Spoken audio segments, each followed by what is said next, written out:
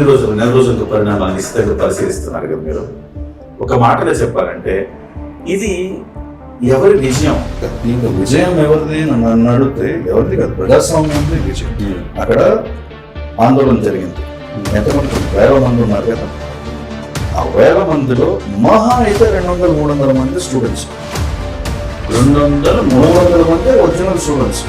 మీరు చాలా సంచలనమైన అంశం. 100% 200-300 మంది ఈ నీట్కి సంబంధించి నీట్ బాధ్యతలు ఈ స్టూడెంట్స్ వాళ్ళు ముందు పెట్టి వెనకాల కొన్ని లేయర్స్ ఫైటింగర్స్, కొన్ని లేయర్స్ విద్రోహ శక్తులు, రాజకీయ లబ్ధి కోసం పోరాడే శక్తులు, వీళ్ళందరూ ముందు కూడా ఒక ప్లాట్ఫామ్ మీద first layer Jawaharlal Nehru university JNU batch దిగిపోయారు. ఈ సిజేపీలో ఉన్న లీడర్స్ అందరూ ఆమ్ ఆద్మీ పార్టీ. ఇది కాకుండా ఈ మధ్యలో జోకర్లు లాగా ఏం చేశారో అసలు విషయం అర్థం చేసుకోకుండా అపోజిషన్ పార్టీస్ జాయిన్ అయిపోయారు. రాహుల్ గాంధీ ఇది స్టూడెంట్స్ ప్రాబ్లం ఆయన జాయిన్ అయిపోయాడు.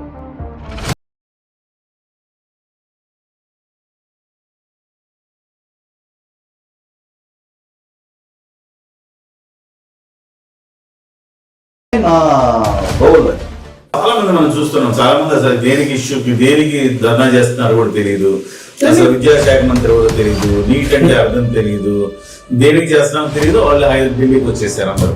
అంటే 450 పైచిలకు పాకిస్తానీ హ్యాండిల్స్. ఇదేంటంటే బీజేపీ ప్రచారం అంటారు, కానీ రికార్డెడ్, ఇది క్లియర్ రికార్డ్ తోటి చెప్తున్నారు కదా. 450 పాకిస్తానీ హ్యాండిల్స్ ఆపరేషన్ సింధూర్లో ఎవరైతే పనిచేసిందో మన దేశానికి అగేన్స్ట్ గా ఆ హ్యాండిల్స్ లోనే ఈ వీడియోస్ ప్రచారాలు.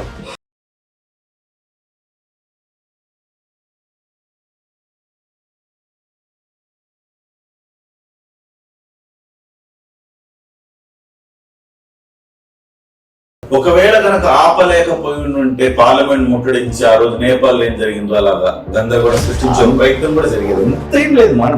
మన కంట్రీ లా అండ్ ఆర్డర్ లేని కంట్రీ కాదు. బంగ్లాదేశ్, నేపాల్, పాకిస్తాన్కి మన దేశానికి చాలా తేడా ఉంది.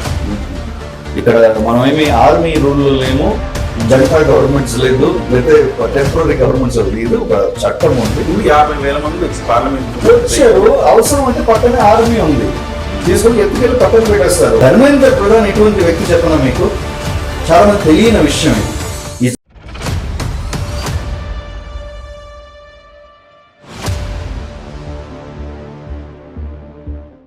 సిజేపీ ఇప్పుడు open challenge to cockroach Janata party.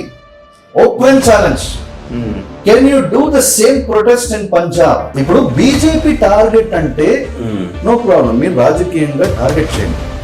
It's your democratic right.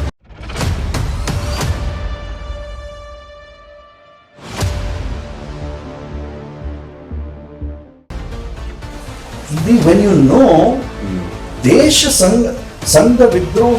విద్రోహ శక్తులు అక్కడ ఉన్నారని తెలిసిన తర్వాత కూడా మీరు రాజకీయ అస్తిత్వం కోసం మీరు వెళ్ళారు అనుకోండి, అది మీకన్నా పెద్ద దేశద్రోహులు ఇంకొకరు ఉండరు.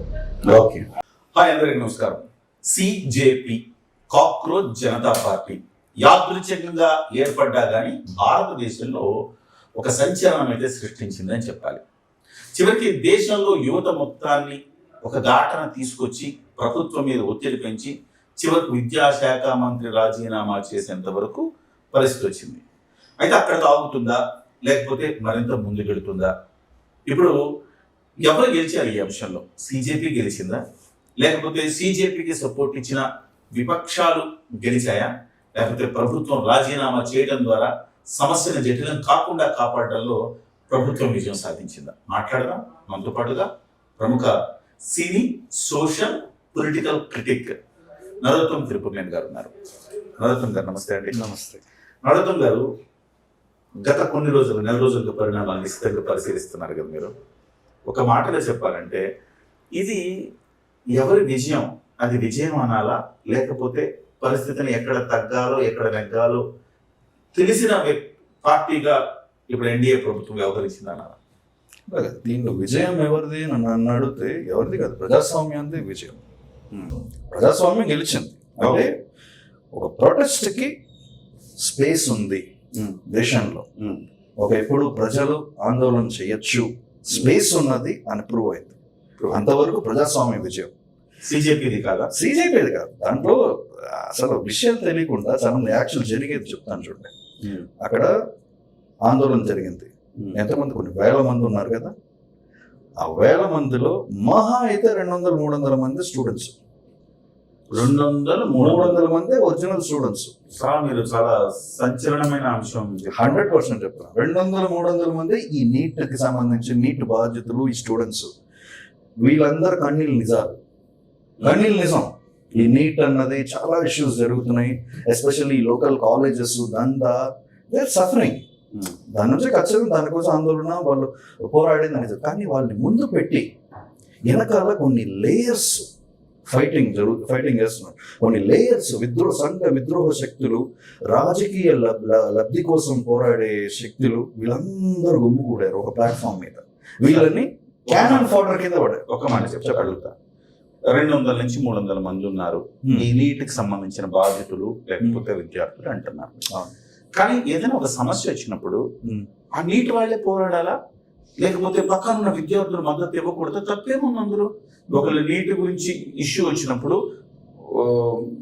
ఈ కాలేజీ ఇతరత్ర ఆర్ట్స్ చదివే పిల్లలు కావచ్చు, సైన్స్ చదివే పిల్లలు కావచ్చు, ఇతరత్ర పిల్లలు కూడా మద్దతు ఇవ్వచ్చు కదా. అందులో వాళ్ళని మీరు ఎందుకు వాళ్ళ మద్దతు ఇవ్వకూడదని మీరు భావిస్తారా? అట్లా కదంటే పని చేద్దాం శుభ్రంగా. మనం వెళ్ళి పాకిస్తాన్ నుంచి, బంగ్లాదేశ్ నుంచి అందరూ అవుట్ఫిట్స్ తీసుకొచ్చి మనం ఇక్కడ ప్రజలు సమస్యలు చాలా ఉన్నాయి తెలంగాణలో. వాళ్ళ అవసరం లేదు కదా సార్. లిటరలీ అదే ఇది జరిగింది. వాళ్ళ అవసరం ఏముంది? మన దగ్గర విద్యార్థులు ఉన్నారు కదా. అదే చెప్తున్నాను. 11 లక్షలు 22 లక్షల మంది రాశారా నీట్? 2.5 లక్షలు. Sorry, subjective correction. 2.5 లక్షలు దేశవ్యాప్తంగా. దాని నుంచి ఎంతమంది జంతర్ మంతర్కి వెళ్ళారు? మీ రికార్డ్స్, ఎంహెచ్ఏ రికార్డ్స్ ఉన్నాయి, మొత్తం పరిశీలిస్తారు కదా. ఎంతమంది రియల్ గా వెళ్ళారు, ఎంతమంది అక్కడి నుంచి వచ్చారు. స్టూడెంట్స్ అన్న పేరుతో ఉన్న వాళ్ళు లేయర్స్ చెప్తాను చూడండి. First layer Jawaharlal Nehru university, JNU batch దిగిపోయారు. దానికి ఎవిడెన్స్ చెప్తాను. జేఎన్యూ ఎక్స్ స్టూడెంట్స్ ప్రెసిడెంట్ హైకోర్టులో సిజేపీ తరఫున కేసు వేశాడు. ఆ నెక్సస్ చూడండి. తర్వాత అక్కడ ఈ సిజేపీలో ఉన్న లీడర్స్ అందరూ Aam Aadmi party. Okay, Aam Aadmi party social మీడియాలో పనిచేసిన వాళ్ళు, పార్టీలో కీలక బాధ్యతలు, యూత్ వింగ్ లో పనిచేసిన వాళ్ళు, వీళ్ళందరే కాక్రోచ్ జనతా పార్టీ హెడ్. ఇదంతా ఒక లేయర్. ఈ ఆమ్ ఆద్మీ పార్టీ, జేఎన్యూ, వీళ్ళందరే అసలు బ్యాకింగ్ మొత్తం అక్కడ. ఇది కాకుండా ఈ మధ్యలో జోకర్ల లాగా ఏం చేశారో అసలు విషయం అర్థం చేసుకోకుండా అపోజిషన్ పార్టీస్ జాయిన్ అయిపోయారు. రాహుల్ గాంధీ, ఇది స్టూడెంట్స్ ప్రాబ్లం అని ఆయన జాయిన్ అయిపోయారు. తర్వాత ఇక్కడ లోకల్ పార్టీస్, ప్రతి స్టేట్ లో అపోజిషన్ పార్టీస్, మనకి లబ్ధి స్టూడెంట్స్ పక్కన మనం నుంచుంటే జెన్సీ. బికాస్ పక్క స్టేట్ లో విజయ్ గారు ఇప్పుడు రీసెంట్ గా గెలవగానే ఓ జెన్సీ మీద హైప్ వచ్చేసింది. Oh Gen Z is making a difference. So అందరూ జెన్సీ పర్స్పెక్టివ్ లో ఉన్నారు. జెన్సీ హైప్, జెన్సీ అని అందరూ వెళ్ళిపోయారు. కానీ వాళ్ళు గ్రహించిన ఒక విషయం ఉంది దీంట్లో. వీళ్ళందరి వెనక ఒక పెద్ద ముసలం ఉంది, పెద్ద మహాముసలం ఉంది. నేను చెప్తాను ఎవరని. 2023లో మునిచ్ సెక్యూరిటీ కాన్ఫరెన్స్ డైరెక్ట్ గా బహిరంగంగా ప్రపంచమంతా చూస్తుండగా డిక్లేర్ చేశాడు ఒకడు, జార్జ్ సోరోస్ అని. ఓపెన్ గా డిక్లేర్ చేశాడు, మోడీ గవర్నమెంట్ ని దించటమే నా గోల్ అని. జార్జ్ సోరోస్ ఎవరు? ఓఎస్ఎఫ్ అని ఓపెన్ సొసైటీ ఫౌండేషన్ కి హెడ్. ఈ ఓపెన్ సొసైటీ ఫౌండేషన్ ఒక మెయిన్ ముఖ్య గోల్ ఏంటంటే నేషనలిస్ట్ గవర్నమెంట్స్ ని దించడం. ఏ దేశంలో ఏ ప్రపంచంలో ఎక్కడ నేషనలిస్ట్ గవర్నమెంట్ ఉన్నా వీళ్ళకి పట్టదు. ఎందుకంటే నేషనల్, ఫర్ ఎగ్జాంపుల్ మన భారతదేశం అనుకోండి, it's Nationalist government. Vishwaguru, Bharat మాతాకి జై, మన ఇదిని ప్రచారం జాతీయవాదం ఉండద్దు అంటారు. వాళ్ళు ఉండద్దు అంటారు. వాళ్ళు ఏంటంటే బోర్డర్లెస్ వరల్డ్. అది చెప్తుంది. దాని వెనకాల పెద్ద టార్గెట్ ఉంది. అది ఓఎస్ఎఫ్ ఒక ఇది కండిషన్. అది బోర్డర్లెస్ వరల్డ్, మొత్తం ఒక వరల్డ్ అన్నది ఒక న్యూ వరల్డ్ ఆర్డర్ కోసం ఫైట్ చేసే వాళ్ళందరూ. దాంట్లో is the major stakeholder and funder George Soros. ఈ George Soros open society foundation ద్వారా ఎన్నో దేశాలని కూల్చాడు. ఓకే, ఎన్నో దేశాలని కూల్చాడు. ఇట్లానే ఫండ్ చేస్తారు. వాళ్ళ టెక్నిక్ చెప్తాను చూడండి. ఇప్పుడు జార్జియా రెవల్యూషన్ లో మెయిన్ కీలకమైన పాత్ర పోషించేది జార్జ్ సోరోస్. ఇతను ఏం చేస్తాడు, ఈ ఊరిని కావాలని మడ్ స్లింగింగ్ ఇటువంటి స్లాండరస్ అంశాలను తీసుకురారు, ఒరిజినల్ అంశాన్ని తీసుకొస్తారు. అర్థమైందా? ప్రజాస్పందన కోసం ఒరిజినల్ ఒక ప్రాబ్లం ఏదైనా ఉందా దాన్ని హైలైట్ చేసి ఒక అస్తిత్వానికి ముప్పు వచ్చేలాగా పెద్దగా తయారు చేసేస్తారు. అది వాళ్ళ మోడస్ ఆపరాండి. అదే సేమ్ ఇక్కడ 2023 డిక్లేర్ చేశాడు, 2026 ఇదే పని. ఓకే, కాక్రోచ్ జనతా పార్టీ ఎప్పుడు వచ్చింది? మొన్ననే. ఎక్కడి నుంచి ఫామ్ అయింది? అమెరికా. ఈ అమెరికా ఏది ఫారమ్స్ ఏది? ఇన్స్టాగ్రామ్, యూట్యూబ్, ఫేస్బుక్ ఇవన్నీ ఎక్కడ సంస్థలు? America. Servers controlled by America. So don't you see the deep state connection? Okay, వాళ్ళు అక్కడి నుంచి అందరికి స్ప్రెడ్ అవ్వడానికి అమెరికా నుంచి ఆపరేషన్ జరిగిందంట. 100% ఎక్కువ మందికి రీచ్ అవ్వడానికి హెల్ప్ అయింది అక్కడ. ఇక్కడ ఎక్కువ మంది రీచ్ అయింది వ్యూవర్స్, పార్టిసిపెంట్స్, ఈ సిజేపీ పార్టీల ఫాలోవర్స్ వీళ్ళందరూ ఇండియన్సే. దీని వెనకాల బ్యాకింగ్, ప్రమోషన్. ఇప్పుడు ప్రమోట్ చేస్తేనే కదా. ఇప్పుడు యూట్యూబ్ ఎలా పనిచేస్తుంది? ఒక అల్గోరిథం మీద పనిచేస్తుంది. ఫేస్బుక్, ఇన్స్టాగ్రామ్ ఎట్లా పనిచేస్తుంది? ఒక అల్గోరిథం మీద పనిచేస్తుంది. అల్గోరిథం వాళ్ళ చేతిలో ఉంది. వీళ్ళ వీడియో వీళ్ళది వైరల్ చేయడానికి ఎంతసేపు వాళ్ళకి? They can create a revolution out of that. That is what they have formed. ఈ deep state is divided. American deep state ఉంది కదా, ఇరు వర్గాలుగా చీలిపోయింది. Pro Trump, against Trump. ఈ ప్రో ట్రంప్ వర్గము ఈ పని చేస్తుంది. వీళ్ళందరూ ప్రో ట్రంప్ వర్గం. ఓకే, అర్థమైందా మీకు? ఎందుకంటే భారతదేశం ఒక ఎదుగుదల వాళ్ళకి నచ్చట్లేదు. ఇప్పుడు 3 దేశాలు, ఇండియా, చైనా, రష్యా, ముగ్గురు వేరే విభేదాలు ఉన్నా కూడా ట్రేడ్ పరంగా ఒకటవుతున్నారు. ఇప్పుడు బ్రిక్స్ వస్తుంది. ఈ ఒకటవటం వల్ల ఏంటి? ఒక బేసిక్ నంబర్స్ మీరు క్యాలిక్యులేట్ చేసుకోండి. ప్రపంచంలో మొత్తం పాపులేషన్లో సగం కన్నా ఎక్కువ ఇక్కడే. సో ప్రపంచంలో ఎవడు ఏది ఎక్కడ ఉత్పత్తి చేసినా, ఏ సర్వీస్ తీసుకురావాలన్నా కూడా ఇక్కడే అమ్మాలి, ఇక్కడ బిజినెస్ చేయాలి. ఈ ట్రేడ్ డైనమిక్స్ మారిపోతుంది. ఇప్పుడు రీసెంట్ ఇరాన్ ఇష్యూ, దీంతో అసలు complete they're all worried, they're all scared. ఇప్పుడు అమెరికన్ ఎకానమీ ఎక్కడి నుంచి ఎట్లా పనిచేస్తుంది? Based on petro dollar. ఈ పెట్రో డాలర్ ఆధిపత్యము అదొక మాఫియా నడుస్తూ ఉంది. ఇంకా దాన్ని ఏం చేయలేకపోయారు, ఎందుకంటే రకరకాల కాంబినేషన్స్ ఉంది. ఇప్పుడు దానికి ఇరాన్ వార్ ఇది ఒక పెద్ద బ్రేక్ లాగా. ఇప్పుడు అదర్ పీపుల్ ఈ బ్రేక్ మూలంగా ఆల్టర్నేటివ్స్ కోసం చూసుకోవటం వెళ్ళిపోయారు. మన ఇండియా ఏ ఆల్టర్నేటివ్ వెళ్ళింది తెలుసా మీకు? India has got the largest deposits of thorium in the world. Thorium. ఈ థోరియం ఒకటి చాలు మన దేశానికి. దేనికి ఉపయోగపడుతున్నది? మొత్తం ఎలక్ట్రిసిటీ కానీ మొత్తం మనకు కావాల్సిన పవర్ కన్సంప్షన్ అంతా 700 సంవత్సరాలకు అది సరిపడా ఉంది మన దగ్గర. మనకు అసలు అవసరం లేదు, ఎవరు దయ అవసరం లేదు. ఆల్టర్నేటివ్ దీనికి వెళ్ళిపోయారు అనుకోండి, ఇంకా ఆధిపత్యం కోసం వాళ్ళు ఇంకా కొత్త మార్గాలు ఎత్తుక్కోవాలి వాళ్ళ ఆధిపత్యం కోసం.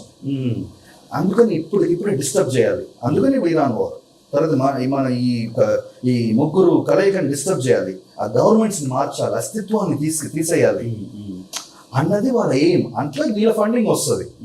ఈ ఓఎస్ఎఫ్ ఏం చేసింది? ఫస్ట్ ఎన్జిఓస్ ద్వారా ఫండ్ చేసేది. ఓఎస్ఎఫ్ అంటే జార్జ్ సోరోస్ ఫండ్ చేసేది. ఈ ఫండ్ చేసేదని మా మినిస్ట్రీ ఆఫ్ హోమ్ అఫైర్స్ ఆపించేసింది మధ్యలో. దాంట్లో ట్రాక్ చేసి ఇది ఇట్లా వస్తుంది, ఎఫ్సిఆర్ఏ ఆపించేసింది. పెట్టి మొత్తం వాచ్ పెట్టి మొత్తం దీనికి క్లియర్ ఇవ్వాలని పెట్టగానే ఎన్జిఓస్ ద్వారా వెళ్ళట్లేదు. యుఎస్ఐడ్ ఇంతకుముందు వచ్చే యుఎస్ఐడ్ ఇవన్నీ వచ్చేవి. తర్వాత వీళ్ళు ఇంకో లూప్ హోల్ కనుక్కున్నారు. ఒక ఆస్ఫాల్ట్ లైట్ రాక్ అని ఒక సంస్థకి డబ్బు పంపించి అక్కడి నుంచి ఇండియన్ కంపెనీస్ లో కార్పొరేట్ రూట్ ద్వారా కంపల్సరీ ప్రిఫరెన్షియల్ షేర్స్ అంటారు, కంపల్సరీ కన్వర్టబుల్ ప్రిఫరెన్స్ షేర్, సిసిపిఎస్ వీటిలో పెడతారు. ఇట్లా పెట్టంగానే ఆటోమేటిక్ ఈక్విటీ వచ్చేస్తుంది. సో ఈ ఒక లూప్ హోల్ కనుక్కొని దీని ద్వారా ఫండింగ్ వీళ్ళు ఎవరికి ఫండ్ చేస్తారు మళ్ళీ? Local organisations like Asia will DigiPub వీళ్ళందరూ ఎవరికి ఫండ్ చేస్తారు చెప్పనా మళ్ళీ మీకు? ఈ మీరు చూస్తారు చూడండి, చిన్న చిన్నగా కనపడతాయి ఈ the minute, the week, okay, media సంస్థలు చిన్న చిన్న సంస్థలు ఉంటాయి. అక్కడక్కడ మైక్రో లెవెల్లో విస్తృతంగా ప్రచారం చేస్తారు. వీళ్ళందరికీ ఫండింగ్ వీళ్ళే. ఇదంతా రూటెడ్ మనీ త్రూ ఓఎస్ఎఫ్. ఇంకోటి సోరోస్ ఎకనామిక్ డెవలప్మెంట్ ఫండ్ అని ఒకటి పెట్టుకున్నాడు, ఎస్సిడిఎఫ్ ద్వారా again he funds local organisations, aid అని చెప్పి అదని చెప్పి ఇదని చెప్పి. ఇప్పుడు దానికి అడ్డుకట్ట వేసేలాగా ఇండియన్ గవర్నమెంట్ ఎఫ్సిఆర్ఐ బిల్లు తీసుకొచ్చింది. ఓకే, ఈ ఎఫ్సిఆర్ఐ బిల్లు టేబుల్ అయ్యే లోపల మొత్తాన్ని చెడగొట్టాలి, ఇక్కడ అస్తిత్వం దెబ్బతీయాలి అన్నది ప్లాన్. ఓకే, అందుకని ఆందోళన. స్టూడెంట్స్ని ఉట్టి వాడుకున్నారు. మనం ఏంటి చూసేది నమ్ముతున్నాం, చూసేది ఏంటి? ఇది ఒక సేయింగ్ ఉంది, what is easy to see is easy to miss. Okay, ఇది మనకు కనపడుతుంది, స్టూడెంట్స్ కనపడుతుంది. అక్కడ ఉండే స్టూడెంట్స్ ఒకటే కాదు, దాని రకాల చాలా విద్రోహ శక్తులు ఉన్నారు. వాళ్ళ ఇంటెన్షన్ వేరు.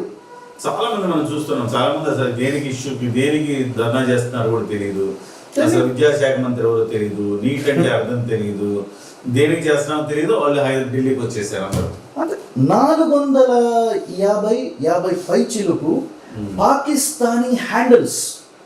ఇదేనంటే బీజేపీ ప్రచారం అంటారు, కానీ రికార్డెడ్, ఇది క్లియర్ రికార్డ్ తోటి చెప్తున్నారు కదా. 450 పాకిస్తానీ హ్యాండిల్స్ ఆపరేషన్ సింధూర్లో ఎవరైతే పనిచేసిందో మన దేశానికి అగేన్స్ట్ గా, ఆ హ్యాండిల్స్ లోనే ఈ వీడియోస్ ని ప్రచారాలు. ఓకే, స్టూడెంట్స్ కొడుతున్నారు అని చెప్పి. స్టూడెంట్స్ ని కొట్టడానికి ముందు వాళ్ళ చుట్టూ ఉన్న వేరే స్టూడెంట్స్ వచ్చి పోలీస్ ఆఫీసర్ని చంపేశారు. అది చూపించారా? పోలీస్ ఆఫీసర్ వాళ్ళు మనుషులే కదా. అంత దారుణంగా తీసుకెళ్ళిపోయారు.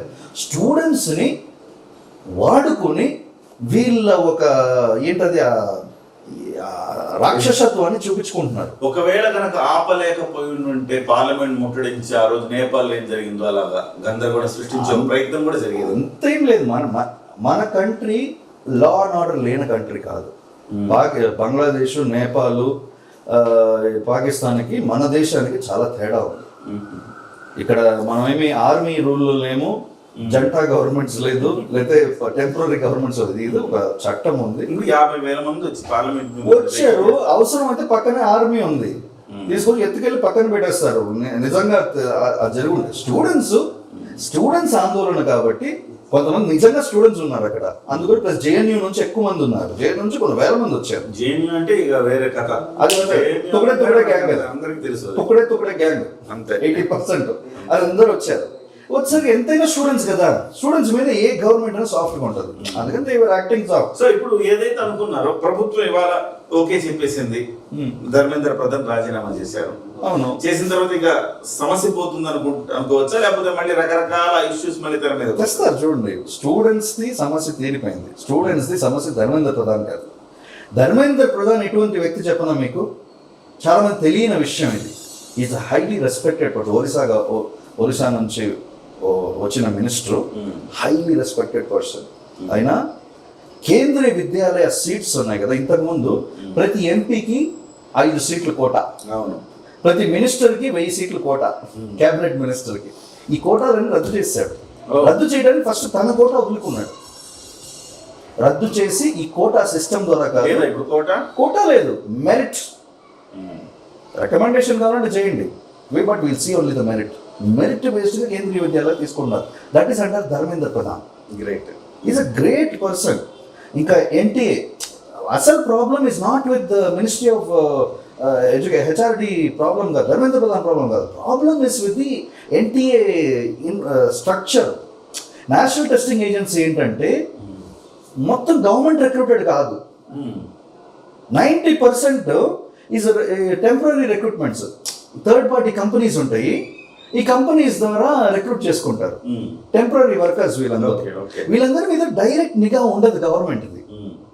ఎవరు పని చేస్తున్నారు, ఎవరు పని చేస్తున్నారు కూడా తెలీదు. అది అక్కడ జరిగిన biggest mistake. NTA national testing agency ద్వారా ఈ లీక్స్ జరిగినాయి. సో మొత్తం మీద నేషనల్ టెస్టింగ్ ఏజెన్సీ రద్దు చేశారు. ఈసారి ఖచ్చితంగా కంప్యూటరైజ్డ్ మల్టీ ఎన్క్రిప్టెడ్ పెడుతున్నారని చెప్తున్నారు. సో మొత్తం ఎక్కడెక్కడ చెక్ పాయింట్స్ పెట్టేశారు, రాజీనామా చేసేసారు. కమిటీ పెట్టారు కదా, నందన్ నీలకని కమిటీ. అయితే ఇప్పుడు ఇన్ఫోసిస్ అయితే ఈ సిజేపీ పంజాబ్ లో కూడా లీకేజ్ జరిగింది. అదే చెప్తున్నా, అసలు పాయింట్ పోతాను చూడండి. పంజాబ్ లో దీని 6P స్కామ్ అంటారు. 6P స్కామ్, ఒక పేపర్ లీక్ కాదు, 6 పేపర్ లీక్లు స్టేట్ గవర్నమెంట్ లో. ఏవేవి చెప్పనా, 6Ps అంటారు. అన్ని పీతో స్టార్ట్ అవుతాయి. ఒకటి ఫార్మసీది, ఫార్మసీ ఎగ్జామ్స్ ఉంటుంది కదా, దాని పేపర్ లీక్ గవర్నమెంట్ది, పెద్ద ఇష్యూ జరిగింది. తర్వాత అగ్రికల్చర్ది, దాని కూడా పీతో స్టార్ట్ అవుతుంది. అగ్రికల్చర్ దీనికి ఇండస్ట్రీది, దానికి ఒక టెస్ట్ ఉంటుంది, అది కూడా లీక్డ్. టీచర్స్ది test leak. తర్వాత ఈ గ్రూప్ బి ఎగ్జామ్, అది కూడా లీక్. ఇంకా దారుణం ఏంటి చెప్పనా, 12th స్టాండర్డ్ ఇది కూడా లీక్. 12th స్టాండర్డ్ 2.5 లక్షల మంది స్టూడెంట్స్ మళ్ళీ ఎగ్జామ్ రాయాల్సి వచ్చింది. అయితే 12th స్టాండర్డ్ లీక్ కి. తర్వాత ఇంకోటి ఇంకా అసలు మనం భరించలేని విషయం చెప్పనా, తహసీల్దార్కి ఎగ్జామ్ రాస్తారు కదా, అది కూడా లీక్. ఇవన్నీ లీకులు ఉన్నాయి. సిజేపీ ఇప్పుడు వరకు అడుగుతున్నాడు, open challenge to cockroach Janata party, open challenge, can you do the same protest in Punjab? మేము చేస్తామని చెప్తున్నాడు కదా ఆయన. ఎక్కడ చేస్తామంటాడు, అక్కడ కూడా ఇట్లానే చేస్తాడా? రిజైన్ చేయాలి, అక్కడ సీఎం ని రిజైన్ చేయమనండి. స్టేట్ గవర్నమెంట్ కదా, సీఎం ని రిజైన్ చేయమనండి. అరవింద్ కేజ్రీవాల్ వచ్చి సారీ చెప్పమనండి. అరవింద్ కేజ్రీవాల్ ని పార్టీ నుంచి కంప్లీట్ గా రిజైన్ అంటే సీఎం గా లేడు ఇప్పుడు, అంటే ప్లస్ ఆమ్ ఆద్మీ పార్టీ ఓడిపోయింది అనుకోండి, అసలు పాలిటిక్స్ నుంచి విరమించుకోమని చెప్పండి. చెప్తారా వీళ్ళు? కాదు, వీళ్ళందరూ ఆమ్ ఆద్మీ పార్టీ మనుషులు. ఆ ముసుగులు వచ్చి ఆ క్రౌడ్ అంతా అదే. అది నేను చెప్తున్నాను. విచిత్రంగా ఏంటంటే చాలా మందికి చాలా రోజుల తర్వాత ఒక వర్గం దొరికినట్టు అయింది. ఇప్పుడు కాంగ్రెస్ పార్టీ ఫెయిల్ ప్రతిపక్షంగా, తర్వాత కాంగ్రెస్ పార్టీతో పాటు ఇతర పక్షాలు కూడా ప్రతిపక్షంగా అసలు వాళ్ళే యునైట్ కాలేకపోతున్నారు, ఫెయిల్. వామపక్షాలు చూస్తే అసలు అడ్రస్ గల్లంతు, ఎస్ఎఫ్ఐలు ఏఎస్ఎఫ్ఐలు అసలు లేవు, తగ్గిపోయింది మొత్తం. So at the same time మీకు ఇతరత్ర ఈ ఎవరైతే నెగటివ్ ఫోర్సెస్ ఉంటాయో అర్బన్ నక్సల్స్ గా మారిపోయారు కొంతమంది ఇప్పుడు. సో ప్రకాష్ రాజ్ లాంటి వాళ్ళు వీళ్ళందరూ అర్బన్ నక్సల్స్ గా మారిపోయారు. అటు నక్సలిజం మొత్తం కూడా పోయింది కదా, అడవుల్లో చేరేసారు. సో సమాజంలోకి వచ్చేసారు ఇప్పుడు. సో వీళ్ళందరికీ ఒక వెపన్ అయిపోయి అందరూ ఒక్కొక్కదానికి సిజేపీకి అందరూ అటాచ్ అయిపోయి ఇంత పెద్ద మూవ్మెంట్ అయింది అనుకోవచ్చా? పెద్ద మూవ్మెంట్ ఇది, వాపు, జస్ట్ ఒక hype of the situation. Is a very temporary phenomenon. ఇప్పుడు వాళ్ళు ప్రకటించింది ఎక్కడ, కర్ణాటకలో ఆందోళన ప్రకటించారు. కర్ణాటకలో గవర్నమెంట్ ఎవరు, కాంగ్రెస్. సో కాంగ్రెస్ ఉన్న చోట, బీజేపీ ఉన్న చోట ప్రకటిస్తారు. ఆమ్ ఆద్మీ పార్టీ ఉన్న చోట రాహుల్ గాంధీ ఏం చెప్తాడు? ఇప్పుడు రాహుల్ అదే చెప్తున్నారు, రాహుల్ గాంధీ పిచ్చోడు అవుతాడు. ఇప్పుడు రేవంత్ రెడ్డి ఈ గవర్నమెంట్ వచ్చిన తర్వాత ఇక్కడ కూడా పేపర్ లీక్ అయింది, వస్తారు, ఇక్కడ కూడా వస్తారు. మరి దీనికి కూడా చేస్తుందా? గ్యారంటీగా వస్తారు. నేను చెప్తున్నాను, ఎందుకంటే అదే చెప్తున్నాను, అపోజిషన్ పార్టీస్ పిచ్చోళ్ళు అయిపోయారు. ఎందుకంటే అక్కడ ఉన్నది ఆమ్ ఆద్మీ పార్టీని వాళ్ళకి అర్థం కాక స్టూడెంట్ ప్రొటెస్ట్ వెళ్ళారు కదా. విచిత్రంగా ఉంటుందంటే నరోత్తమ్ గారు, కేటీఆర్ బీఆర్ఎస్ ప్రభుత్వం కూడా పేపర్ లీక్ అయింది. అప్పుడు రాజీనామా చేయాలని అడిగితే ఎందుకు రాజీనామా చేయాలని అన్నాడు కేటీఆర్. ఇవాళ రాజీనామా చేయాలని కేటీఆర్ అంటాడు. అవన్నీ కూడా వాళ్ళ సోషల్ మీడియాలో ఈ విషయంలో I think they have lost the agenda. BRS has also lost their agenda completely. ఏదో ఆందోళన చేయాలి, ఏదో వచ్చింది, ప్రతి దాన్ని మనం లబ్ధి తీసుకోవాలి. ఒక విజన్ ఒక విజన్ అన్నది కోల్పోయారు. ఇప్పుడు ఇంతకుముందు కేసీఆర్ అంటే ఎవరు అవునన్నా కాదన్నా ఒక తెలంగాణ ఒక విజన్ ఉన్న నాయకుడు. ఆ vision is missing now. That's what I feel. ఇప్పుడు ఇది జరిగిన రాహుల్ గాంధీ అంటే ఇటువంటివి చేస్తాడు, అర్థం చేస్తాడు. చేసి ఇప్పుడు తమిళనాడులో డిఎంకేని దూరం చేసుకున్నాడు, ఇటువంటి పనులను చేస్తాడు. ఈ కెన్ అండర్స్టాండ్. ఇప్పుడు నెక్స్ట్ కర్ణాటకకు వచ్చినప్పుడు అక్కడ సిద్ధరామయ్య ఇంకా ఈయన డీకే శివ నెత్తి నూనె కొట్టుకుంటారు. ఈయన అక్కడ చేసిన పని ఇప్పుడు మేము ఎక్కడ తలపెట్టుకోవాలి అర్థం కావట్లేదు. ఖచ్చితంగా కర్ణాటకలో ఆందోళన చేస్తారు. ఇప్పుడు సిజేపీ అనేది గతంలో అన్నా హజారే మూవ్మెంట్ లో దాన్ని అరవింద్ కేజ్రీవాల్ ఏ రకంగా వాడుకొని ఇవాళ ముఖ్యమంత్రి స్థాయికి వచ్చాడు ఆమ్ ఆద్మీ పార్టీ ద్వారా, ఇవాళ నిజంగా సిజేపీ అనేది ఈ మూమెంటం ని వాడుకోగలుగుతుందా? అదే చెప్పా, అన్నా హజారే మూమెంట్ కి ఒక వేరే అదే ప్లే బుక్ ఒకటే. ప్లే బుక్ అంటే agitation play book, Jantar Mantar Delhi కేంద్రం main. But India against corruption was different. Anna Hazare you had real intellectuals join the movement. ప్రజలు ఇన్కంబెన్సీ, హెవీ ఇన్కంబెన్సీ వచ్చేసింది బాగా. దానికి లబ్ధి ఎవరికి వచ్చింది? లబ్ధి పొందింది ఎవరు? ఆమ్ ఆద్మీ పార్టీ కాదు, ఆమ్ ఆద్మీ పార్టీ తర్వాత వచ్చింది బీజేపీ. అప్పుడు ఈ లెఫ్టిస్ట్ భావజాలందరూ బయటకు వచ్చేసి అరవింద్ కేజ్రీవాల్ నాయకత్వంలో బయటకు వచ్చేసి అందరూ కలిసి కదా ఆందోళన చేశాము, ఈయన ఒకడు వచ్చి కూర్చున్నాడు అని చెప్పేసి ఆమ్ ఆద్మీ పార్టీ పెట్టారు. అప్పుడు డెఫినెట్లీ పీపుల్ బిలీవ్డ్ ఇట్. ఒక థర్డ్ ఫోర్స్ వస్తుంది, ఇట్స్ గుడ్ ఫర్ డెమోక్రసీ, మంచిదని తీసుకొచ్చారు. తర్వాత వాళ్ళ చేష్టలు అన్నీ తెలిసిపోయినాయి. పార్టీ పవర్లో కూర్చొని కూడా ఆందోళన అంటాడు, సీఎంగా కూర్చొని కూడా ప్రొటెస్ట్ అంటాడు. ఎవరి మీద ప్రొటెస్ట్ అతనికి అర్థం కాదు. So they last the track. Okay, ఇప్పుడు ఏంటంటే మీరు ఇందాక అన్నట్టు కాంగ్రెస్కి అస్తిత్వం లేదు. రీజనల్ పార్టీస్ ఏకమవుదాం అంటే ఒలగట్ల బీజేపీ బుల్డోస్ చేస్తుంది. BJP is become so powerful. Length and breadth of the country అక్కడక్కడ అలయన్స్ స్ట్రాటజిక్గా పెరిగిపోతా ఉంది. ఇప్పుడు ఇది కౌంటర్ చేయడానికి అపోజిషన్కి అందరూ ఒక ప్లాట్ఫామ్ కావాలి. కరెక్ట్ అయిన ప్లాట్ఫామ్ కోసం చూస్తున్నాను. ఇది కరెక్ట్ అయినేమో అని చెప్పి ఇది ఒక ట్రయల్ దిగారు అంతే. కానీ కరెక్ట్ కాదు తెలిసిన తర్వాత పోరాటాలు చేసేంత ఇంకో నెక్స్ట్ పోరాటాలు చూడండి, వీళ్ళకి కథ తెలిసిపోతుంది. అంతేనా? ఎక్కువసేపు ఎవడు అబద్ధాలు చెప్పలేడు. You can lie to somebody, some people, some locations for some time, but you cannot lie forever. You will be exposed. వీళ్ళంటో అంటే నాకు తెలిసి అభిజిత్ దీప్కే కూడా ఊహించి ఉండడు, ఏదో సరదాగా స్టార్ట్ చేసి ఉంటాడు, తను కూడా ఊహించి ఉండడు. అదే అపోహ, అదే వాళ్ళు మార్కెట్ చేసుకుంటున్నారు. This is pre planned algorithm matrix. ఇది ప్రీ ప్లాన్డ్ అయితే అభిజిత్ దీప్కే ఎంచుకోవడానికి ఏమన్నా రీజన్ ఉంటుందా? ప్రీ ప్లాన్డ్ అయితే. కానీ నేనేమనుకుంటున్నానంటే అభిజిత్ దీప్కే ఈ సిజేపీ సెటైరికల్ గా పెట్టిన తర్వాత దానికి వచ్చిన ఊపును చూసి మిగతా వ్యవస్థ అప్పుడు రంగంలో దిగుంటదేమో. మీరు చెప్పిన జార్జ్ సోరోస్ వ్యవస్థ ఇదంతా ఆల్రెడీ ప్లాన్ చేసి పెట్టుకున్నారు. వెయిట్ చేస్తా ఉన్నారు వాళ్ళు ఒక ఆపర్చునిటీ కోసం. ఊరినే ఆమ్ ఆద్మీ పార్టీ సిజేపీ పెట్టామని వస్తే కాదు కదా. సిజేపీ కాకపోతే వేరే కాక్రోచ్ జనతా పార్టీ అన్న పేరు ఒకటి డిసైడ్ అవ్వలేదు.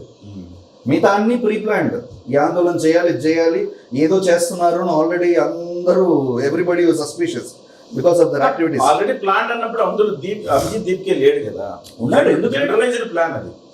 అభిజిత్ దీప్కే ఎవరు? ఆమ్ ఆద్మీ పార్టీకి social media strategist, social media మొత్తం నడిపినోడు అభిజిత్ దీప్కే. వీళ్ళదే ఐడియా మొత్తం. వీళ్ళేంటి సొరోస్ కి ఇంకోటి చెప్తాను కీలకమైన. సొరోస్ ఉన్నాడు, జార్జ్ సొరోస్. ఈ జార్జ్ సొరోస్ వల్ల son Alexander Soros is the president of OSF, open society foundation. దానికి వైస్ ప్రెసిడెంట్ ఎవరు తెలుసా? షాహిల్ శెట్టి. ఈ షాహిల్ శెట్టి మీరు గూగుల్ సెర్చ్ కొట్టండి. షాహిల్ శెట్టి రాహుల్ గాంధీ చట్టాపట్టాలు వేసి తిరుగుతారు. So do you find the connection? ఇప్పుడు బీజేపీ టార్గెట్ అంటే నో ప్రాబ్లం, మీరు రాజకీయంగా టార్గెట్ చేయండి. It's your democratic right. మీరు మాట్లాడండి, మీ తప్పులు, ప్రతి పార్టీలో తప్పులు ఉంటుంది, ప్రతి గవర్నెన్స్ తప్పులు ఉంటాయి, మంచి ఉంటుంది. ఒక హెల్దీగా పోరాడండి, కన్స్ట్రక్టివ్గా పోరాడండి. ఇది వెన్ యు నో సంఘ విద్రోహ, దేశ విద్రోహ శక్తులు అక్కడ ఉన్నారని తెలిసిన తర్వాత కూడా మీరు రాజకీయ అస్తిత్వం కోసం మీరు వెళ్ళారనుకోండి, అది మీకన్నా పెద్ద దేశద్రోహులు ఇంకోళ్ళు ఉండరు. ఓకే, ఈ విషయంలో you definitely have to drive away this forces from our country. Okay, భారతమాత గడ్డ నుంచి ఫస్ట్ తరిమేయండి వీళ్ళందరినీ. తరమకపోతే మీరు అసలు దేశద్రోహులు అంటే మీకు పవర్ కోసం మీరు వాళ్ళతో చేతులు కలుపుతారా?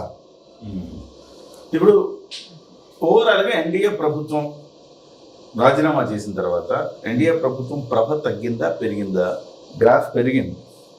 ఆయన రాజీనామా చేశాడు కాబట్టి ఆయన రాజీనామా చేస్తూ పెద్ద అస్త్రం వదిలేసి వెళ్ళాడు. నేను ఈ ప్రెషర్ వల్ల నేను రాజీనామా చేయట్లేదు, స్టూడెంట్స్ కోసం, ఈ జెన్సీ నెక్స్ట్ జనరేషన్ కేసులు ఎదుర్కోకూడదు అని చెప్పేసి హుందాగా పెద్ద మనిషి తరహాగా రాజీనామా చేసి వెళ్ళిపోయాడు. ఓకే, ఆయన ఎవరు తీసి పడేలా. అంటే బీజేపీ గ్రాఫ్ పెరిగిందంట. ఖచ్చితంగా పెరిగింది ఈ విషయం. ఇదేంటంటే వీళ్ళు ఇంకా సంకల్ప గుద్దుకోవటం వల్ల ఇంకా బీజేపీ గ్రాఫ్ పెరుగుతుంది. ఈ సంకల్ప గుద్దుకోవటం ఏంటి? సీజేపీ సీజేపీ ఎక్కడ గెలిచింది బాబు? గెలిచిన స్టూడెంట్స్, డెమోక్రసీ గెలిచింది. స్టూడెంట్స్ ని ఏ పార్టీ దూరం చేసుకోదు. అప్పటికే అభిజిత్ దీప్కి పెద్ద పెద్ద మాటలు మాట్లాడుతుంది, నన్ను అందరు హీరో చేసేస్తున్నారు, నన్ను హీరో చేయకండి, దయచేసి నన్ను హీరో చేయకండి. ఓన్లీ డ్రామాలు అవన్నీ, సినిమా డ్రామాలు. ఇప్పుడు నెక్స్ట్ చూడండి, దీంతో ఆగరు. ఈ సెన్సిటివ్ స్టూడెంట్స్ని ఎవరేం అనలేరు కానీ ముందు స్టూడెంట్స్ పెడితే మీరు స్టూడెంట్స్ని కొట్టుకుంటే వెళ్ళగలుగుతారా? స్టూడెంట్స్ అంటే మన దేశ భవిష్యత్తు.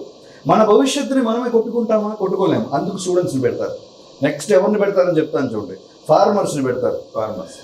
ఫార్మర్స్ని పెట్టి ఏం చేస్తారు? ఈ ఫార్మర్స్ మన అన్నదాతలు. వీళ్ళు ఏమైనా అనగలుగుతామా? ఇది ఒక మూమెంట్ చేస్తారు చూడండి.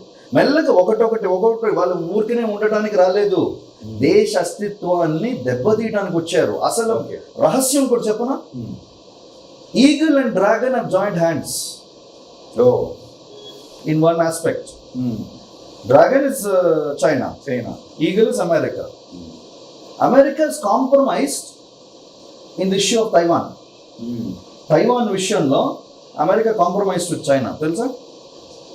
Iran war, vis a vis Iran war. ఎందుకంటే China is 100%, it was all these days it was dependent on Iran energy, oil. 80% అక్కడ నుంచి పోతుంది. ఇప్పుడు China is also developing alternative fuel. వాళ్ళకి ఇప్పుడు 1,00,000 టన్నులు థోరియం డిపాజిట్స్ దొరికినాయి. వాళ్ళకి దొరికినాయి. ఓకే. చైనా గూగుల్ మ్యాప్ చూసారనుకోండి, 40%లోనే ప్రజలు ఉంటారు. ఈ సదర్న్ సైడ్, నార్దర్న్ సైడ్ మొత్తం డెసర్ట్, ఫారెస్ట్లు, ఎడార్లు అన్నీ అలానే ఉంటుంది మొత్తం. దాంట్లో బ్యాంక్, అందుకనే వాళ్ళకి అన్ని రిసోర్సెస్. ఓకే. ఇదే రీసెంట్గా కనుక్కున్నారు. దాన్ని ఇంకా ఫ్యూయల్ కన్వర్ట్ చేస్తున్నారు. ఇంకా స్లోగా వాళ్ళ డిపెండెన్సీ కూడా తగ్గించుకుంటారు. అందుకని China is also slowly moving away from Iran. If you notice. అవును, అర్థమవుతుంది. Slowly then moving. ఎందుకంటే వాళ్ళ అవసరం తగ్గిపోతుంది అక్కడ. ఇక్కడ they have broked a deal. Taiwan విషయంలో జోక్యం చేసుకోవచ్చు. తైవాన్కి ఏకైక దిక్కు ఇండియా, భారతదేశం ఇవ్వాలి. ఇప్పుడు వీళ్ళకేం కావాలంటే మన భారతదేశం 4 ముక్కలు అవ్వాలి. నార్త్ ఈస్ట్ ఉంది కదా, 7 సిస్టర్స్. ఈ 7 స్టేట్స్ వేరైపోవాలి. ఎందుకు, ఎట్లా వేరు చేస్తారు అనుకుంటున్నారు? ఈ నార్త్ ఈస్ట్ అండ్ 7 స్టేట్స్కి మన భారతదేశానికి మధ్యలో ఒక చిన్న స్ట్రిప్ ఆఫ్ ల్యాండ్ ఉంటుంది, చికెన్ నెక్ కారిడార్ దగ్గర. ఈ చికెన్ నెక్ కారిడార్, ఈ చికెన్ నెక్ కారిడార్ని తీసేసుకున్నారు అనుకోండి, నార్త్ ఈస్ట్ సెపరేట్ అయిపోతుంది. ఇంకో కంట్రీ చేయడం చాలా ఈజీ. ఎందుకంటే it's expose to the east. వాళ్ళ ఫోర్సెస్ అని దిగుతాయి. ఇప్పుడు ఇటువంటి సందర్భంలో చైనా కూడా జాయింట్ హ్యాండ్స్. చైనా మనతో ఎంత ట్రేడ్ బంధాలు ఎన్ని ఉన్నా కూడా ఈ విషయంలో they are always greedy. Okay. వాళ్ళ లడాక్ కూడా వాళ్ళదంటారు, అన్ని వాళ్ళదంటారు, అరుణాచల్ ప్రదేశ్ వాళ్ళదంటారు. ఇలా China is like that. So the dragon. So వాళ్ళ ట్రయల్ అది ఒక సైడ్. ఇంకో సైడ్ చెప్తాను చూడండి. They want south India, north India divide. Okay. Because south India has lot of thorium. Okay. South India has got the highest amount of thorium country in the world. అది ముఖ్యంగా Tamil Nadu. So they want to target that. అందులో south India, north India. తర్వాత ఇప్పుడు Khalistani moment. So ఆయన కూడా ప్రకటించాడు. ఖలిస్తానీ ఒక $1 million పంపిస్తానన్నాడు. ఖలిస్తానీకి ఏం పని అక్కడ? ఇంకోటి అడుగుతున్నాను, ఉమర్ ఖాలిద్ ఉన్నాడు కదా, వాళ్ళ తండ్రి వచ్చాడు. ఉమర్ ఖాలిద్ తండ్రికి అది స్టూడెంట్ ప్రొటెస్ట్ అక్కడ, అది ఏం పని? ఇవన్నీ మీరు డోంట్ దీస్ యాడ్ అప్. పెద్ద ఒక దేశానికి దేశ అస్తిత్వం. వాళ్ళ టార్గెట్ బీజేపీ కాదు, వాళ్ళ టార్గెట్ కాంగ్రెస్ కూడా కాదు, వాళ్ళ టార్గెట్ ఎవరు కాదు, వాళ్ళ టార్గెట్ మన దేశం. ఇప్పుడు ఇంత జరిగింది కదా, చాలా విషయాలు మీరు మాట్లాడుతున్నారు. జాతీయ మీడియా చాలా చోట్ల చర్చలు జరుగుతూ ఉన్నాయి. బహిరంగ లింక్స్ బయటపడుతున్నాయి, పాకిస్తాన్ ఖాతాలు బయటపడుతున్నాయి. పిల్లలు కొంతమంది చాలా దారుణంగా మాట్లాడారు, హిందుత్వాన్ని మాట్లాడారు, రాముడిని మాట్లాడారు, కించపరిచేలాగా. నరేంద్ర మోదీ పట్ల చాలా జుగుప్సగా వ్యవహరించారు. వీళ్ళందరినీ ఇప్పుడు ప్రభుత్వం ఏం చేస్తుంది? ప్రభుత్వం ఈ గుట్టంతా రట్టు చేస్తుందా? చేయాల్సిన బాధ్యత ఉంది కదా. ఊరికి ఇక్కడ నరోత్తమ్ గారు, కిరణ్ గారు మాట్లాడుకుంటే అయిపోయేది కాదు కదా. ప్రభుత్వం అందులోంచి మూలాలు, ఇది కరెక్టే, బయట జరుగుతున్న ప్రచారం నిజమే అని చెప్పేసి ఆ మూలాల్లోకి వెళ్ళిపోయి దాన్ని శోధన చేసి తీయాలి కదా. ఆ పని ప్రభుత్వం చేస్తుందా? చేస్తే డెఫినెట్ గా మీరు అన్నట్టుగా ప్రభుత్వం పట్ల చాలా మంది సానుభూతి వస్తుంది. రిపోర్ట్ తీసుకొచ్చారు బయటికి, ఇప్పుడు ఆల్రెడీ ఇట్ ఇస్ దేర్. ఊరినే జస్ట్ ఆర్గ్యుమెంట్కి చెప్పడం కాదు, clear cut reports are there, the bringing it out. ఇప్పుడు చైనాకి మన ఇండియా భారతదేశానికి డిఫరెన్స్ ఇదే. చైనా అనుకోండి, ఇట్లా దేశానికి కొంచెం వ్యతిరేక శక్తులు స్టూడెంట్స్ అయినా ఎవరైనా సరే, స్టూడెంట్స్ అందరూ అనట్లా, స్టూడెంట్స్ కొంతమంది నిజమైన వాళ్ళు ఉన్నారు, నిజమైన వాళ్ళని పెట్టి ఈ అబద్ధికులు వెనకాల పనిచేస్తారు. ఈ అబద్ధికులందరినీ చైనా ఏం చేస్తుంది, రూపురేఖలు లేకుండా తీసేస్తుంది, కనపడిన కూడా కనపడరు తర్వాత. కానీ మన భారతదేశం అట్లా కాదు. ఎంతైనా వీళ్ళు మన దేశం, మన స్టూడెంట్స్ కదా, మన ఇది కదా, జేఎన్యూ అయితే ఏంటి స్టూడెంట్స్ కదా, దే హ్యావ్ బీన్ మిస్గైడెడ్ అంటానికి they are taking other measures. ఏం చేయాలి, అక్కడ యూనివర్సిటీ గ్రాస్ రూట్స్లోకి వెళ్ళాలి, doing everything possible. Sir finally ఈ మొత్తం వ్యవహారంలో సిజేపీ పాత్ర ఏంటి అంటే, ఇది 3-4 ముచ్చట అంటున్నారు మీరు, అంతేనా? అంతే. సో సిజేపీ ఇది వచ్చిన ఉత్సాహంతో, ఓకే ప్రజాస్వామ్యంలో మీరు అన్నది వాస్తవం, ప్రజాస్వామ్యం గెలుపు. కోపం వస్తే, జనానికి కోపం వస్తే ప్రభుత్వం దిగాల్సిందే అని చెప్పడానికి ఒక ఉదాహరణ అనుకుందాం. ఇప్పుడు ఓవరాల్గా దీని నుంచి కాంగ్రెస్ పార్టీ కావచ్చు, కాంగ్రెస్ పార్టీ మిత్రులు కావచ్చు లబ్ధి పొందే అవకాశం ఉందా? ఏం లేదు, ఒక సామెత ఉంది, ఆపరేషన్ సక్సెస్ పేషెంట్ డెడ్. అంతే, నథింగ్ ఎల్స్. ఆపరేషన్ సక్సెస్ ఒరిగేది ఏం లేదంటారు. ఒరిగేది ఏం లేదు, పేషెంట్ డెడ్. ఓకే, ఏంటంటే రాజీనామా చేశాడు, దట్ ఈస్ ప్రజాస్వామ్యం గెలిచింది.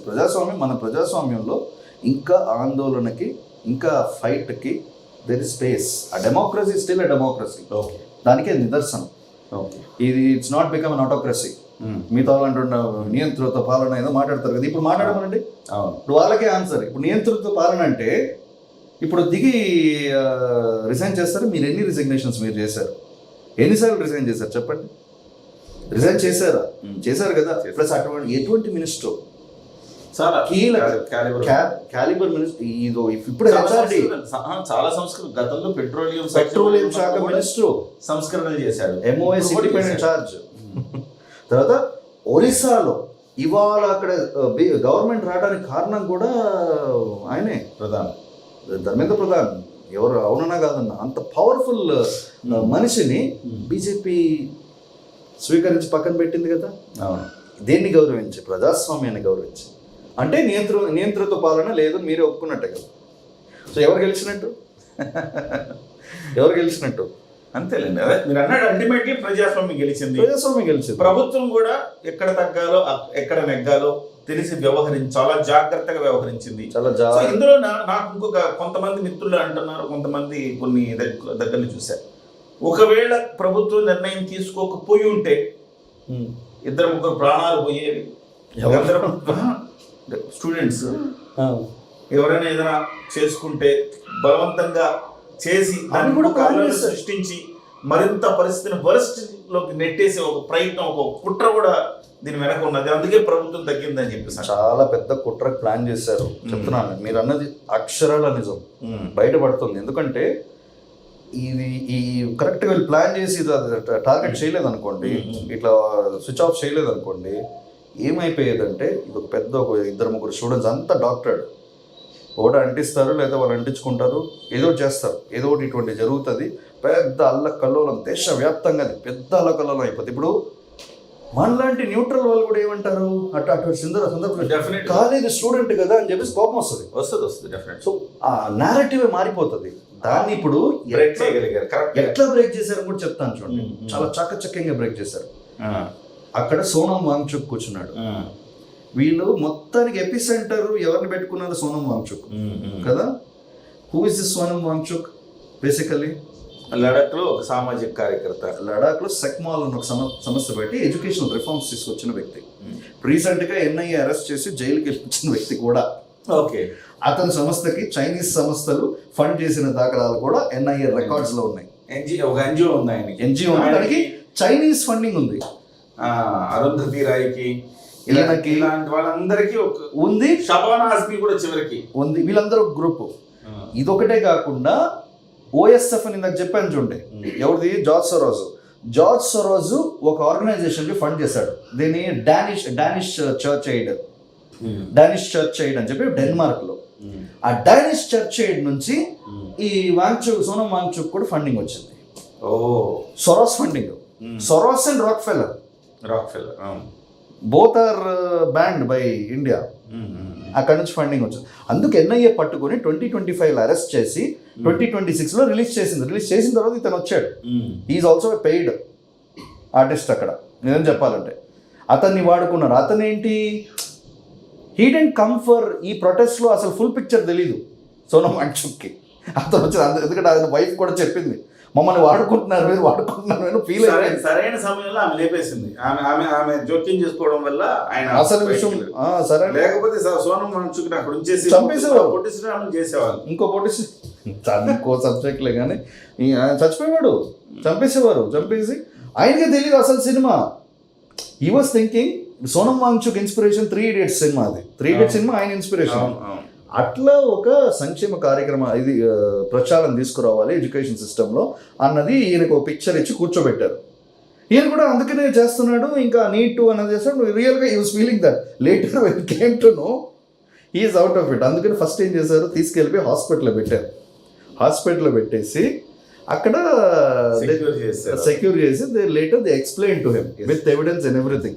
ఆయన ఇంకా ఓపెన్గా పర్లేదు ఇది అయిపోయిందంటే మీరు సాల్వ్ చేస్తారంటే నీట్ ఇష్యూ సాల్వ్ అవుతుందంటే వీఆర్ అవుట్ ఆఫ్ ఇట్ అని. ఆయన రెసిగ్నేషన్ అడగల, స్టూడెంట్స్ రెసిగ్నేషన్ అడగల. అడిగిందంతా వీళ్ళు ఫస్ట్ సెటప్ చేశారా, సెకండ్ రెసిగ్నేషను చాకచక్యంగా క్లియర్గా ఇచ్చేశారు. తర్వాత నడ్డా గారిని పంపించారు. వీళ్ళందరూ గ్రూప్ అంతా వెళ్ళిపోయి they sat with them in అక్కడ కాన్స్టిట్యూషన్ క్లబ్ ఉన్న జంతర్ మంతర్ పక్కనే ఉంటుంది. అది కూడా కాన్స్టిట్యూషన్ క్లబ్. దాంట్లో కూర్చొని దాంట్లో అందరు పబ్లిక్ కూడా వెళ్తారు, పెద్ద ఇదేం కాదు. డిప్యూటీ స్పీకర్ ఒక ప్లేస్ అది. కాన్స్టిట్యూషన్ క్లబ్లో కూర్చొని ఇదేదో వీళ్ళు అడిగారంట ₹1 కోటి అది ఇది అడిగారంట. వీళ్ళు ఓకే, అది కూడా ఓకే చెప్పేసి వచ్చారు. తర్వాత విరమించుకోండి. ఏంటి ₹1 కోటి అక్కడ 17 మంది చనిపోయారంట. ఓకే, అది బికాజ్ నీట్ వల్ల చనిపోయారు. అది రకరకాల కారణాల వల్ల చనిపోయారు. ఇప్పుడు నీట్ వల్ల చనిపోయారని వాళ్ళకి డబ్బులు ₹1 కోటి ఒక్కొక్కరికి ఇచ్చారనుకోండి, ఇంకా అందరూ సూసైడ్ అటెంప్ట్లు చేస్తారు. ఈ ప్రాబ్లమ్స్ కూడా ఉంది కంట్రీలో. అందుకని ఒక ప్రణాళికబద్ధంగా ఇస్తారు, ఇవ్వకుండా పోరు. ఇవన్నీ ఒప్పుకున్నారు కదా. ఒప్పుకునేసరికి వీళ్ళంతా నీరు గారిపోయింది. వీళ్ళు రెసిస్ట్ చేయట్లేదు, దే ఎక్సెప్టెడ్ ఇట్. అసలు ప్రాబ్లమ్ని వేరు చేస్తారు, ఇటు స్టూడెంట్స్ ప్రాబ్లమ్ సాల్వ్ చేస్తారు. ఈ సోనం వాంగ్చుక్ ని స్టూడెంట్స్ ని పక్క జరిపేశారు. జరిపిన తర్వాత మధ్యలో మనం ఎక్స్పోజ్ అయిపోయాం కదా. ఫ్రంట్ షీల్డ్ వెనకాల షీల్డ్ బ్రేక్ చేశారు. Armour is broken. ఇప్పుడు మధ్యలో ఈ అసలు కాక్రోచెస్ బయటపడిపోయినాయి. అయ్యో వీళ్ళ మొత్తం. ఇప్పుడు ఏంటి, దాన్ని కవర్ చేసుకోవడానికి కొత్త ఆందోళనలు. ఇది మాకు నెరవేర్చలేదు, వాళ్ళకి మాట పడిపోయింది, ఆ పవర్ లేదు ఇప్పుడు. బికాస్ ఆ major AP centre of their power is taken away. అది బీజేపీ విజయం అంటారు ఫైనల్లీ. అంటే దీన్ని కింద పడి కూడా తర్వాత మళ్ళీ దాని విజయంగా మలుచుకున్నది అంటారు మీరు? ఖచ్చితంగా. సమ్టైమ్స్ అంటే స్ట్రాటజీ ఎక్కడ ఆపాలో ఎక్కడ ఆగాలో తెలిస్తే అది విజయం. అదొక రకమైన విజయం కూడా. అంతే. యుద్ధం ఎక్కడ ఆపాలో తెలిస్తే అదొక విజయం కూడా. ఇప్పుడు నేను న్యూట్రల్గా చెప్తున్నాను, బట్ ఒక కంపారిజన్, హనీ బ్యాడ్జర్ అని ఒక యానిమల్ ఉంటుంది. ప్రపంచంలోనే వింతైన యానిమల్ అది. అదేంటంటే పుట్టినప్పటి నుంచి పొద్దునే నిద్ర లేచిన దగ్గర నుంచి నైట్ నిద్రపోయే వరకు దాని పోరాటం అంతా ఎట్లా చచ్చిపోదామా అని పోరాడుతుంది. వెళ్ళిపోయి సింహంతో పోట్లాడుతుంది, వెళ్ళిపోయి ఇది ఉంటుంది కదా తేనెటీగ పొట్టల్లో తల పెడుతుంది, తేనె తాగేసి వస్తుంది. తర్వాత ఏనుగుతోటి ఫైట్ చేస్తారు. అన్ని ఉన్న యానిమల్స్ అన్నిటితోటి ఫైట్ చేస్తుంది. అవందరినీ చంపుతాయి కూడా, కొరికినా దానికి ఏం కాదు, మళ్ళీ బతుకుతుంది. అది చావాలని ఎంతో ప్రయత్నిస్తుంది, కానీ ఏం కాదు. అట్లానే రైట్ వింగ్ నేషనలిజం ఏం చేస్తుంది అంటే దేశంలో వెళ్ళిపోయి అన్ని డేంజరస్ అని ఉంటాయి కదా, వాటిలోకి వేలు పెట్టి వస్తుంది. వాళ్ళు చంపడానికి ట్రై చేస్తారు, అన్ని ట్రై చేస్తారు. నక్సలిజం కానీ లేకపోతే కాశ్మీరీ టెర్రరిజం కానీ. ఇప్పుడు కాశ్మీర్లో ఎన్ని సందర్భాల్లో రైట్ వింగ్ నేషనలిస్ట్ వెళ్ళి ఆర్మీకి హెల్ప్ చేయాల. ఏ లెఫ్టిస్ట్ అయినా హెల్ప్ చేశారు. లెఫ్టిస్ట్ పనులు వేరే. I'm not discrediting leftist, but I'm telling you, నేషనలిజంని మీరు ఎంత డిస్క్రెడిట్ చేయాలన్నా ఇట్స్ లైక్ హనీ బ్యాడ్జర్. మీరు ఎన్నిసార్లు చంపాలని కూడా చావదు. అది మరణానికి ఎదురెళ్ళి రైట్ మళ్ళీ అది నిలుస్తుంది. మకుటం లేని మహారాజ్ అది. అసలు కింగ్ ఆఫ్ ద ఫారెస్ట్ అని బయట sir. Thank you sir, thank you. Thank you. మొత్తం మీద ఇది కేవలం ఒక యాదృచ్ఛికమైన వ్యవహారం, ఇది 3 నాళ్ళ ముచ్చటగానే సీజేపీ ముగిసిపోతుందని చెప్తున్నారు. కానీ ఇక్కడ ఎన్డీఏ ప్రభుత్వం చాలా చాకచక్యంగా వ్యవహరించి మళ్ళీ పరిస్థితిని కంట్రోల్లోకి తీసుకురావడం అనేది ముఖ్యంగా బీజేపీ విజయంగా కూడా చూడాలని చెప్పేసి నరోత్తమ్ గారు అంటున్నారు. నమస్తే.